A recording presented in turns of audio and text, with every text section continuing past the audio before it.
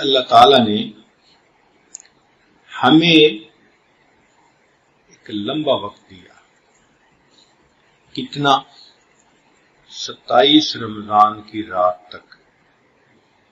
27 رمضان کی رات تک یہ فیصلے مکمل ہو جاتے ہیں اور پھر وہ فہرست فرشتوں کو ایگزیکیوشن کے لیے آگے فارورڈ کر دی جاتی ہے.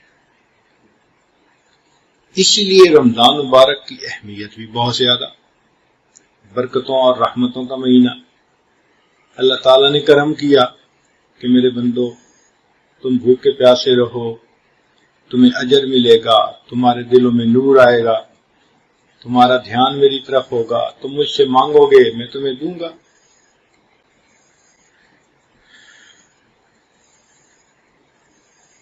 کرنی تھی مغفرت تو بہانے بنا دیے. اللہ رب العزت چاہتے تھے کہ بندوں کو بخشوں تو ہمیں 1 مہینے سے زیادہ کا وقفہ دیا گیا، 40 دن سے زیادہ کا. یہ آج کل کے دن اور راتیں ان میں بجٹ تیار ہو رہا ہے. تو بجائے اس کے کہ ہم مخلوق کے سامنے دھکے کھائیں اور ہاتھ پھیلائیں اور مخلوق کی طرف نظر جمائیں، کیوں نہ ہم اپنے رب سے مانگیں. جب وہ پروردگار دینا چاہتا ہے تو ہم کیوں نہ اس سے لیں جو دے کے خوش ہوتا ہے. عجیب بات یہ ہے، اللہ تعالیٰ دے کے خوش ہوتے ہیں، بندہ لے کے خوش ہوتا ہے. تو پھر اللہ سے مانگے. اس لیے آج کل کے دن رات اہمیت کے حامل ہیں. ان دن راتوں کو ایسے غفلت میں نہیں گزارنا چاہیے بلکہ مانگنا چاہیے.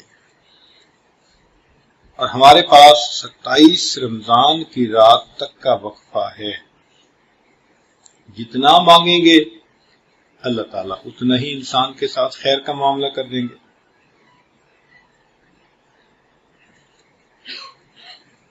جو چاہیں اللہ تعالیٰ سے مانگیں. در کریم سے بندے کو کیا نہیں ملتا. تو یہ مانگنے کا وقت ہے، متوجہ اللہ ہونے کا وقت ہے، اپنے گناہوں کی معافی مانگنے کا اور اللہ کی نعمتوں کو مزید مانگنے کا وقت ہے. تو ہمارے پاس 27 رمضان تک کا یہ وقت موجود ہے. اس میں دعائیں مانگیں. پھر اللہ تعالیٰ نے عجیب فضل فرمایا کہ بتا بھی دیا کہ روزہ دار افطار کے وقت جو دعا مانگتا ہے اللہ تعالیٰ دعا قبول فرما لیتے ہیں. کل یوم ولیلۃ دعوۃ مستجابہ. رمضان شریف کے ہر دن میں اور ہر رات میں اس کی دعا قبول ہوتی ہے. اب سوچئے کتنی اللہ نے مہربانی کر دی، دعا قبول کرنے کی بھی خوشخبری دے دی. تو ایک تو اپنی ضروریات اللہ کے سامنے پیش کریں، حاجات اللہ کے سامنے پیش کریں اور اللہ سے رحمت کی دعا مانگیں. اب اگر غور کریں تو ہماری جتنی پریشانیاں ہیں وہ انہی سے متعلق. کسی عورت کے ہاں اولاد نہیں، وہ بھی رزق میں شامل. کسی انسان کی شادی نہیں ہو رہی تو بیوی کا ملنا بھی رزق میں شامل.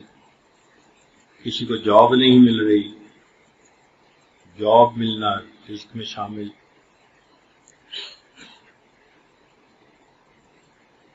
تو اگر آپ دیکھیں تو ہماری اکثر و بیشتر پریشانیاں رزق ہی سے متعلق ہوتی ہیں. کہیں بیٹی کا رشتہ نہیں ملتا،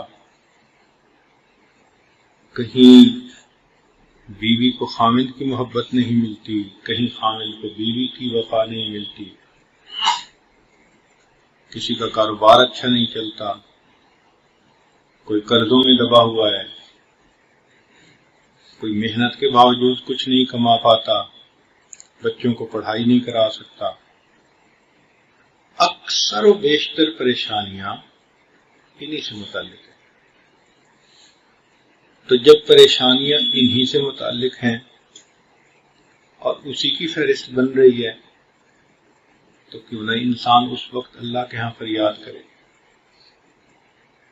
پھر یہ فہرست جب بننی شروع ہو جاتی ہے تو اللہ رب العزت نے ایک کرم کیا کہ بندوں کو موقع دے دیا مانگنے کا. اگر اللہ تعالیٰ چاہتے تو ایک ہی رات میں فیصلہ ہو کے کام ختم ہو جاتا، مگر نہیں، بندوں کو موقع دے دیا کہ تم اپنی پریشانیاں اپنے رب کے حضور پیش کرو، اپنی بیماریوں کی شفا مانگو، مصیبتوں سے پناہ مانگو. تم مانگو، اللہ کے خزانے کے در کھلے ہیں. تو یہ نمونہ سپیسیمن ہم نے بنانا ہے اور اللہ نے اس سپیسیمن کے مطابق آئندہ 11 مہینوں کی توفیق دے دینی. اب ہم نے توفیق ہی نہیں مانگی تہجد کی تو گلا کس سے بھائی؟ ہم نے جھوٹ بچنے سے پناہ ہی نہیں مانگی اللہ کی، ہم نے تکبر سے، حسد سے، کینہ سے دعائیں نہیں مانگی، تو پھر گلا کس بات کا؟ تو اس لیے رمضان المبارک ہم ایسے گزاریں کہ جیسے ہم چاہتے ہیں کہ پوری زندگی ایسے گزرے، اس کا سکیڈول بنا لیں. حضرت شیخ حدیث مولانا زکریا رحمۃ اللہ علیہ کے حالات میں لکھا ہے کہ رمضان میں وہ کسی سے فالتو بات ہی نہیں کرتے تھے.